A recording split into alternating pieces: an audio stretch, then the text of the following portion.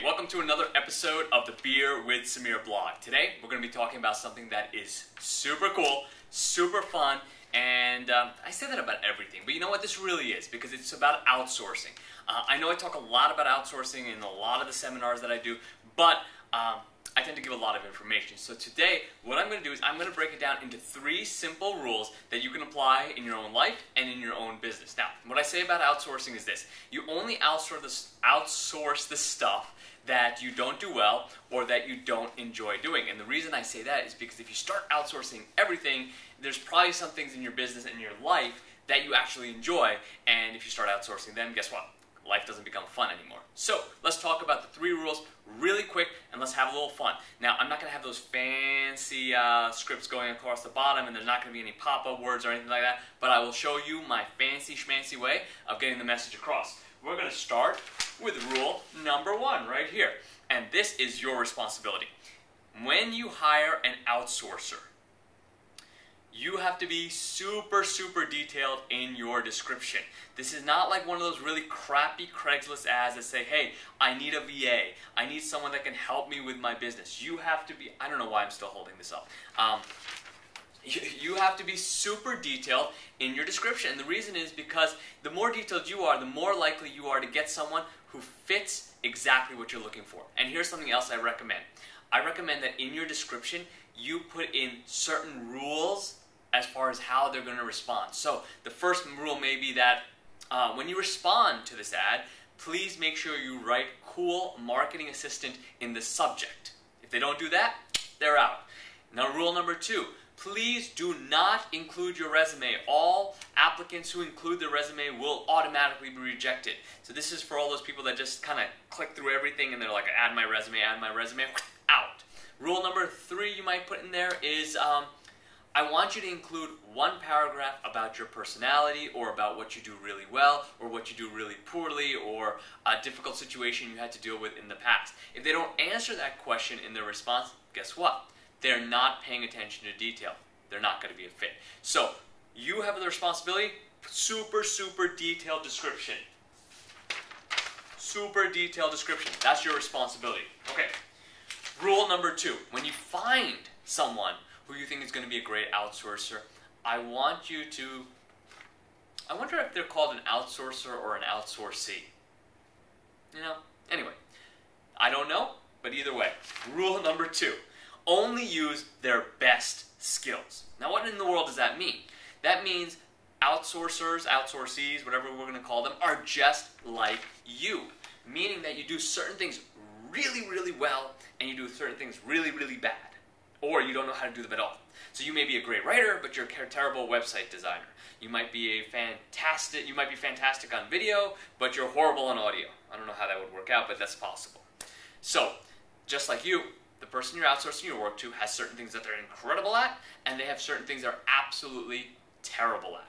So what I want you to do is I want you to hire them for their best skills. Ask them, what do you do really well? Let them give you 1, maybe 2 things. If they say, I'm an awesome multitasker and can do everything, ask them again and say, no, really, what do you do well? Because that's what you're going to hire them for. And what that also means is that you're going to hire people for different things. Someone to do your website, someone to write your blog, if that's what you choose to do, someone to do your graphic design, someone to edit your videos, whatever you choose, you can have multiple people that you outsource to. Just hire each one for their best skills, because the result is going to be much better. It's going to be much better for your business when you hire people for what they do well. Plus, they tend to enjoy what they do well, just as I'm sure you do.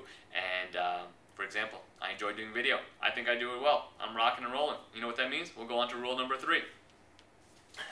Oh, this is an important rule for outsourcing because I made it up. I know this is actually really important. Always run a small scale test. Now, what in the world does a small scale test mean?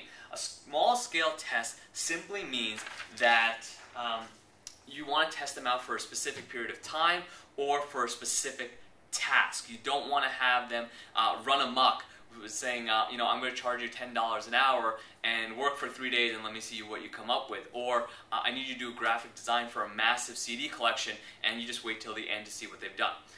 Maybe say I need you to design 1 page out of my ebook or 1 page for my CD cover, or I want you to do research for only 2 hours and let me see what you come up with.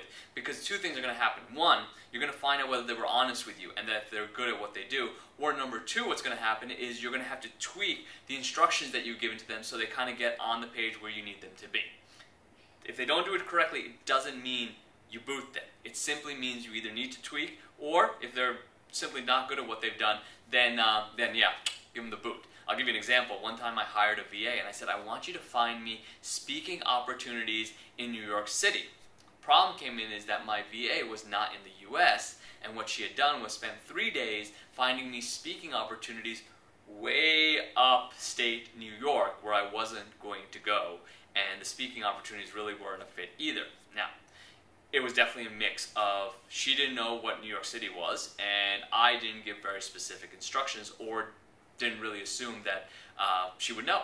I also didn't I didn't do a small scale test. I let her go for about 3 days when I should have let her go for about 3 hours and see what she comes back with. So always run a small scale test to find out where the VA or the person you've outsourced to stands as far as their skill set and as far as how well the two of you have communicated to make sure the task gets done properly.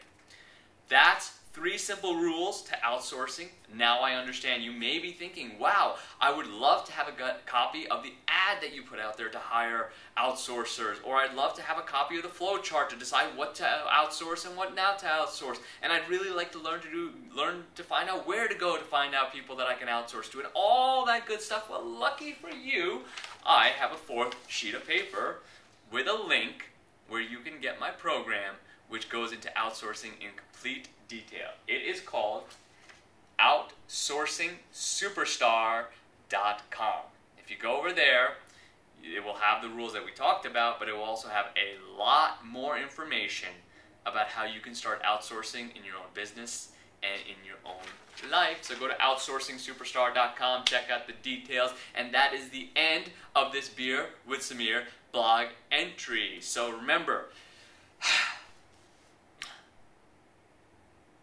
man, did I just forget what I was going to say. I got all excited.